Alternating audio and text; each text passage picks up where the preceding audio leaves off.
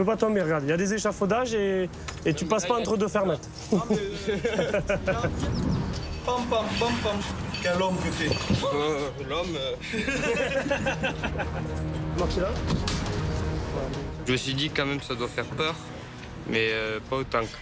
Là, j'allais tomber. Il faut 1 an en moyenne pour qu'un charpentier débutant dépasse sa peur du vide. En attendant, la présence de Paul auprès d'Adrien et de l'équipe a permis de poser toutes les tuiles en seulement 2 jours. La maison a maintenant un nouveau toit. Pour fêter ça, la famille a invité tout le monde à déjeuner. Merci pour l'accueil. Ouais, merci. C'est pour Maxime. C'est vraiment gentil de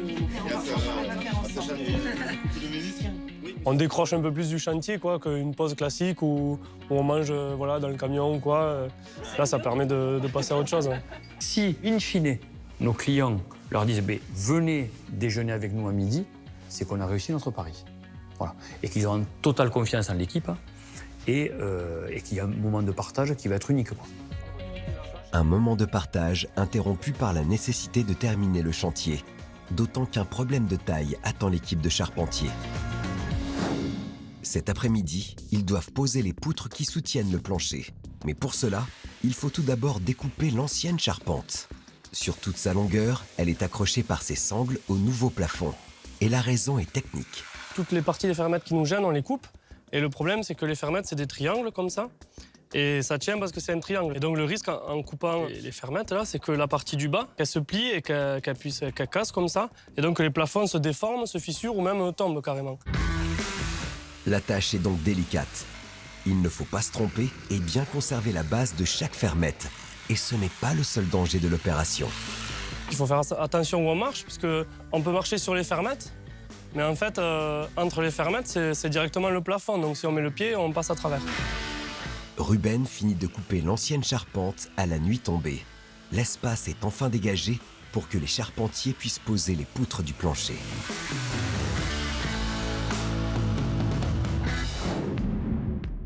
À Montreuil, en banlieue parisienne, c'est un autre dilemme qui se joue. Si les 4 journées précédentes ont permis à la petite maison de gagner un premier étage, puis un deuxième, le chantier est loin d'être terminé. Il va falloir impérativement utiliser ce dernier jour de disponibilité du camion grue pour installer la poutre qui supportera le futur toit, mais aussi poser le plancher de la terrasse. Et le comble, c'est que ce matin, les étages sont vides et le chantier est étrangement silencieux. Toute l'équipe est réunie au rez-de-chaussée autour de Sébastien. Le chef de chantier est en grande discussion téléphonique avec le patron. Là, ce matin, pas de jus, rien qui se passe. Il n'y a aucune alimentation qui arrive.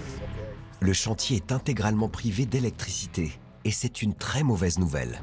Sébastien m'appelle, j'apprends qu'on n'a pas d'électricité sur le chantier. Pour nous, c'est une catastrophe. On est déjà en retard sur le planning et c'est censé être notre dernier jour du levage. 80% de nos machines tournent à l'électricité, donc même si certaines tournent avec des batteries, on peut faire un petit peu de bricole, mais c'est pas ce qui va tenir 4 gars toute la journée, quoi. La panne est identifiée. C'est le câble du compteur qui est déconnecté, mais la remise en fonction est risquée. Mais par contre, dans le noir, il y a le jus. Ah, puis celui-là, il chatouille. Il faut se prendre une méchante décharge, hein. Mais regarde l'épaisseur du truc, quoi. En gros, 3,80 en 10 carrés. Mec, tu le touches déjà? Non, je le touche sur le... je touche pas le cul. Vas-y, insérez-le comme ça, si vous avez du caoutchouc. Là, on part quand même sur du 3,80. Faut le prendre en compte quand même, quoi. À cause des nombreuses machines de chantier à alimenter, la tension électrique est de 380 volts, bien plus élevée que les 230 présents dans un compteur domestique. Une telle décharge pourrait être mortelle. On s'est rendu compte que c'était un câble qui était débranché et qu'on ne pouvait pas couper le jus sans faire appel à EDF.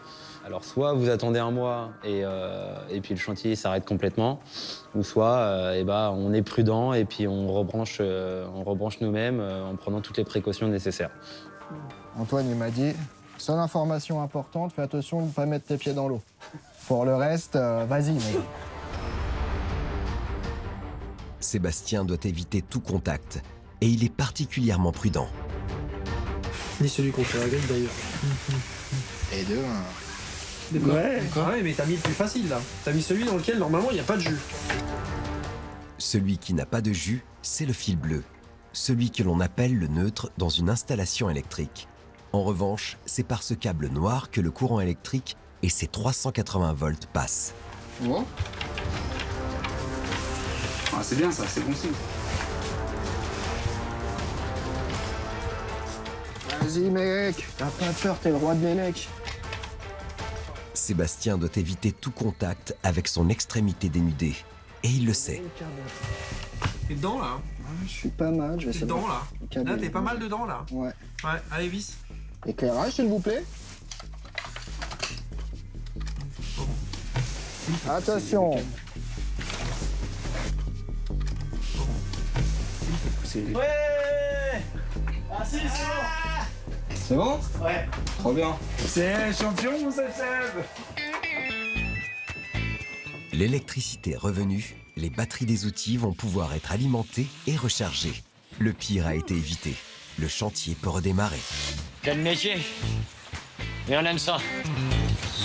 Mais avec 2 heures de perdu, le retard s'accumule dangereusement.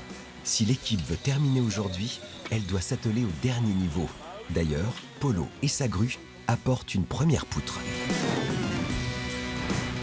C'est celle qui va soutenir le toit situé en contrebas de la terrasse. Et elle mesure 6 mètres de long. La poutre se pose en douceur dans l'encoche. Ouais, vas-y, je suis bien. Apparemment ça se passe bien. Ça y va grave. Ça y va grave. De son côté, Antoine, le patron, a rendez-vous avec ses clients, toujours très présent dans le suivi de leur chantier. C'est bon. Ça va, Lucie? Ça va. Le fait qu'eux soient architectes, évidemment, ça nous met une petite pression en plus parce qu'on sait qu'ils vont être attentifs aux moindres détails. Donc c'est vrai que ce chantier a demandé énormément de précision et d'ailleurs on n'en a pas fini encore, hein. Il y a encore un petit peu de boulot dessus, donc voilà, j'espère que les clients seront contents. Les architectes sont anxieux après l'épisode pluvieux. Nous, pour l'instant, ce qui nous inquiétait un peu, c'était de voir un peu l'humidité des planchers, de la boîte et tout ça. Clairement, il y a toute la fibre qui a pris complètement l'humidité. Donc ça, comme on l'a évoqué, on refait un point là-dessus dans 3 semaines, 1 mois. Si c'est mouillé, on change tout. Il n'y a pas de souci avec le bois et la pluie, parce que le bois tolère très bien l'eau du moment qu'il sèche. Là où c'est plus compliqué, c'est pour les isolants. Non, on travaille en transparence, on n'a aucun problème à recevoir les clients sur le chantier. En attendant, la surélévation ne sera pas terminée ce soir. La dernière panne d'électricité a mis fin aux espoirs d'Antoine et de son équipe. Les 5 jours impartis n'ont pas suffi. Ce genre de chantier, c'est un contre-la-montre permanent. On peut pas se permettre de rappeler Polo la semaine prochaine. Lui, il a un planning, nous, on a aussi un planning, donc ça va impliquer forcément de travailler le week-end. L'exigence de ce chantier et une météo capricieuse auront eu raison du planning. C'est donc un week-end sur les toits qui attend toute l'équipe.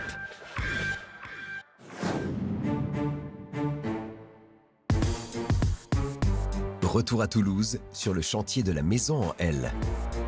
À l'intérieur, les charpentiers ont découpé l'ancienne charpente. La place est libre pour la dernière opération. La pose des poutres qui portent le plancher. Ils vont sûrement devoir déplacer le système de chauffage. Les fameuses poutres sont livrées dès l'aube et posées dans la foulée. Je tire, hein. Tire derrière. Aussi solides que légères, ces poutres de bois et de métal peuvent résister à 250 kg au mètre carré, bien plus que la norme exigée. Mais ce que redoutaient les charpentiers se produit. Les gaines de chauffage les empêchent de poursuivre leur travail. C'est là où va venir l'escalier en fait. Donc il va partir de là-bas, il va monter comme ça. Et donc on ne peut pas se permettre d'avoir cette gaine en plein milieu. Adrien Ouais. appelle Laurent, le patron, pour évoquer ensemble les options techniques. On est posé comme prévu sur le plan d'Arnaud, quoi. Il va falloir que ça passe sans que ce soit écrasé. Il va pas falloir qu'il y ait des virages à plus de 90 degrés. Il va falloir tout ça, il va falloir que ça fonctionne parce qu'elle a été dimensionnée, cette climatisation, pour climatiser le rez-de-chaussée. Et les bouches, elles n'ont pas été posées par hasard, elles ont été posées selon un calcul technique. Donc pour que cette climatisation fonctionne, il faut qu'avant qu'on ferme les planchers, il faut que les gaines passent au bon endroit. Ça veut dire qu'il faut qu'on fasse un passage à côté, qu'on prévoit le passage à côté. Ok, bon, de toute façon, on se voit ce soir. Le système de climatisation pulse de l'air dans ces gaines pour chauffer ou refroidir la maison. Il va falloir faire passer celle-ci de l'autre côté de cette poutre afin de laisser la place au futur escalier qui desservira le premier étage. Adrien et Fabrice décident d'extraire le conduit par le toit et de le réintroduire du bon côté.